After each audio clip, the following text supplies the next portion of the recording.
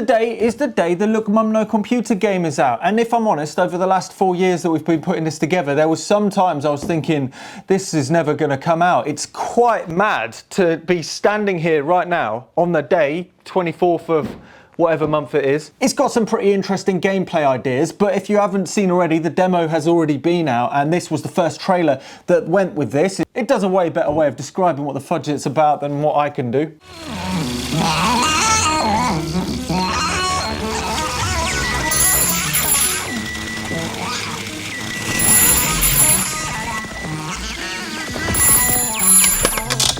Hello? It's broken, is it? Right, I'm on my way.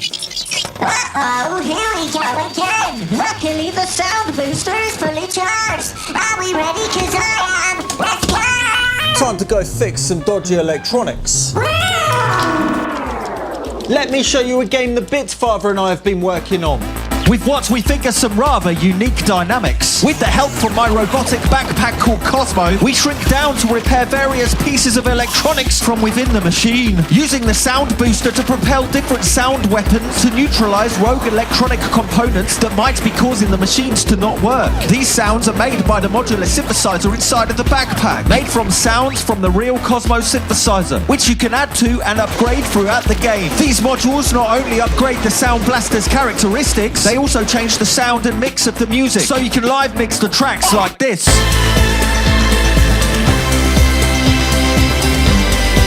And since we've got it, fast forward to the latest trailer, which is this one, which elaborates a little bit more. We start in the town of Soldersworth, where there are a lot of locals with broken machines. Coming out of the workshop, we can chat to them all, hear their life story, and ultimately see what they need fixing. Then Cosmo can shrink you down and fix these things by any means possible, which usually ends up in an adventure all in itself. As you go about trying to fix and eliminate rogue electrical components, you pick up components and schematics along the way, which you can craft into brand new synthesizer modules for your backpack. The great thing with the modules is they directly control the sound coming out of your sound cannon, which not only changes the weapon's characteristics, but directly affects the soundtrack, meaning you can mix and adjust the backing track as you are playing like a mad music scientist. Usually to fix these machines, they end up with one big broken component right at the end, and they get bigger and nastier as the game goes on. Anyway, the people of Soldersworth need you. The Look Mum No Computer game, out now. About 4 or 5 years ago now, the Bitfather came to a show. I cannot remember exactly which one it is. It might have been Cologne. No, I don't think it is. Dusseldorf?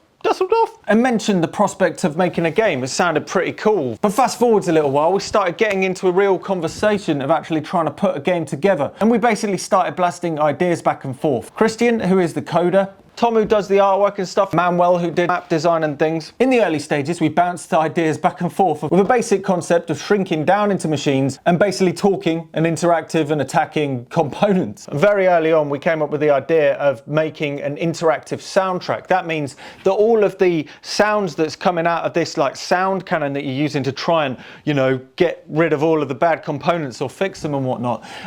The idea that that would actually be connected to the backpack, and there's a synthesizer thingamajiggy going on in the backpack. The idea that this opens the possibility for the soundtrack to be live manipulated and mixed whilst you are trying to balance the weapons and other characteristics. With the idea of, as you are progressing throughout the game, being able to upgrade and craft various different modules and synthesizer bits and stuff in your backpack to basically further the soundtrack as well. This means that whilst you're playing the game, you also have the ability to mix and mess around with the backing track, i.e. bringing the drums in and out, making the drums more busy, or changing how the synthesizer sounds, and you can kind of live mix the song as you're going along. Understandably, for the game, my job was to be sorting out the sound effects and the music. Every single sound except for one level where you're shrinking down into a computer, that's all made on the Game Boy. Well, every single sound is actually made on this synthesizer, the Cosmo synthesizer right here. Christian would send videos of the animations of the actions that need sounds, and then it would be basically a case of just having a fiddle around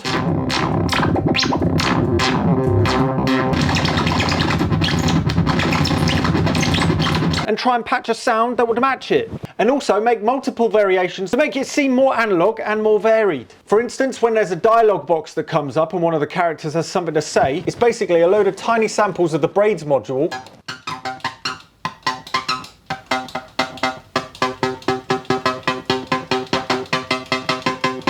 quickly chopping back and forth. Not only that, but the Cosmo synthesizer is largely in charge of making the interactive backing track, which has its own set of challenges. So what's going on with the interactive soundtrack? Well, basically every single one of the levels has a separate song that is basically made from a load of different parts that you yourself, via your backpack, to be able to make your own version of the song. This, of course, came with its own challenges in making it. So each of the modules in the backpack correlate to a different type of attack or a different kind of shield or defense or something like that. And functionally, in the game, as you're going on, you're upgrading these things, so it's making it easier and easier to be able to play and interact with the rogue components and things like that. But like I say, these modules have a dual purpose. Not only do they control parts of the games, but they control the soundtrack as well. And there's a load of different ones with different sounds, and every single one of them is recorded on the Cosmo synthesizer. For instance, one of the drum modules is the Boots and Cats, and that's made on the drum beats on the analog drums at the bottom of the synthesizer. And that is this module right here. The lowest setting is very simple in its pattern, and as you go along and upgrade it, you're making it a little bit more complicated and busy, until ultimately it becomes a bit more of a busy kind of drum beat. And that is the case with all of the modules.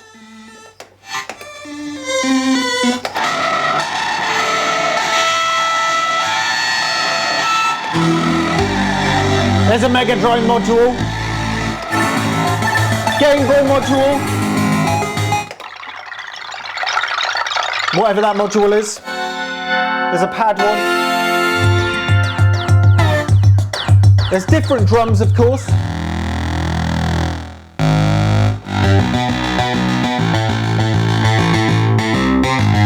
But the problem with this is every single one of them, in all of their settings from lowest to highest, all of it needs to work together. So you'll be able to chop and change, like.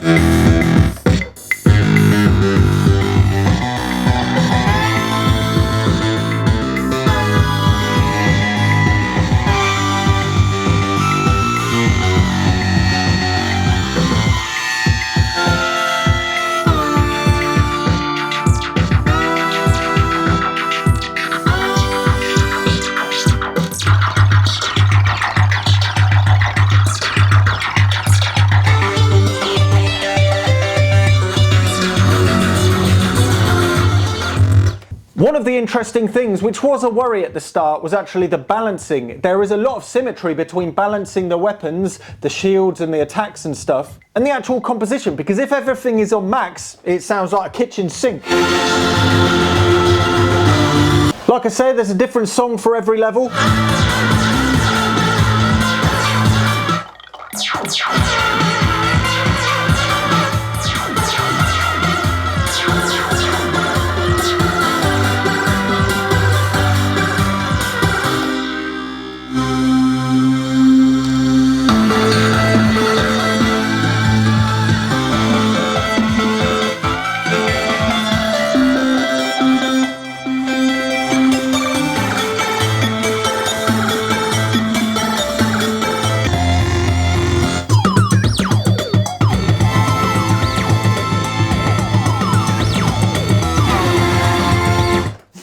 Anyway, you can download the game from Steam, GOG or Epic today, and it is available on PC, Mac and Linux. You could play it on one of these or one of these. In the future, it may end up on other things, but I cannot confirm that. Anyway, pop over, give it a go, see what you think. Anyway, I'm Look Mum No Computer. This is the Look Mum No Computer game, and don't be scared to try it. Definitely try this, definitely.